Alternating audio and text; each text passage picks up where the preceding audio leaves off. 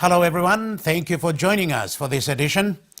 Tonight, the cries of two convicted mothers as their babies grow up in jail. A mixed bag of anxiety and expectation over how and when the Panguna mine on Bougainville will reopen. 9 provinces are set to introduce the standard-based curriculum in schools next year.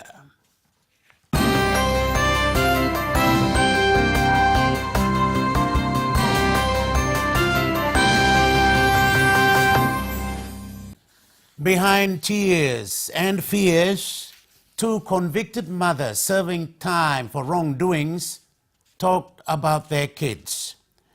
These are babies who are apparently with the mothers behind security fences at Bomana Jail outside Port Moresby, an unavoidable reality, as Rebecca Passingan reports. The duty correctional service officer unlocks the gate. The women move out of their cells. Their uniforms demarcate the difference. The female inmates in the whole blue uniform are remandees and the convicted prisoners who are waiting for the release of their warrants. Those in red stripes are the inmates serving time. The cells are standard, cardboards on a plywood surface with a brown quilt rolled neatly. These were donated by Airways Hotel some years ago. At the end of the female wing is another cell block. That's the recreational area. At the end of the building is a rectangular room. One side is the sleeping quarters and the other is the storage and ablution block. The colorful walls are the only indication children live here. Of the 30-plus female inmates, 2 are with their children. Jane hails from the Enga province while Catherine Phillip is from Hela. It's a juggling act every morning. The children aged 4 and 2 years must also be ready when the mothers go out before going to the mess at 7 a.m. For these children, they eat what is provided to their mothers. But both are now under pressure. Section 139 of the Correctional Service Act dictates that an inmate can keep a child in confinement up until 3 years. Mama Blumi got sick, so I'm sleep la house Blumi play at time look at him pigini and Megan Salimem gadget, but I was line law or Birwak Simpini so no gadablo Salimem go so me holy mem stab now all welfare all work law helping me all CS work helping me all welfare officer. All helping me and all make him way, but all time all Salim go out law welfare officer and now all officer am come looking me. Let me wait if this lateral. She was the breadwinner and did not want to burden her sick mother.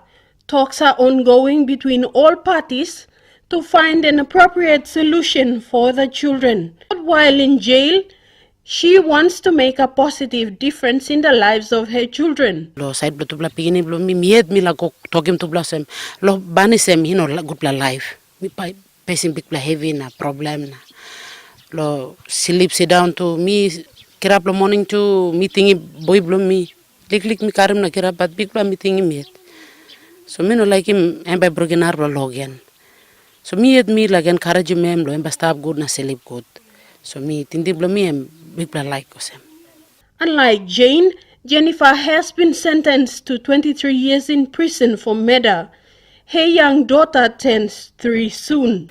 Time to big bla times that all chat ki me so. Mi wari lo disla. Mi wari lo beginning blo mi. It's a matter of time before these 2 children are taken and given away to relatives who would be willing to look after them. And in PNG, that shouldn't be a problem because our village and extended family setting would cushion that. But in an urban setting like Port Moresby, where Jane and Jennifer lived, it would be difficult for these 2 children. Jennifer is resigned to her fate.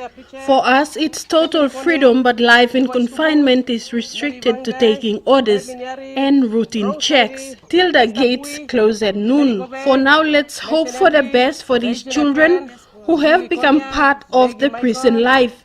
It's not their fault, but a reality for the unfortunate growing up in jail.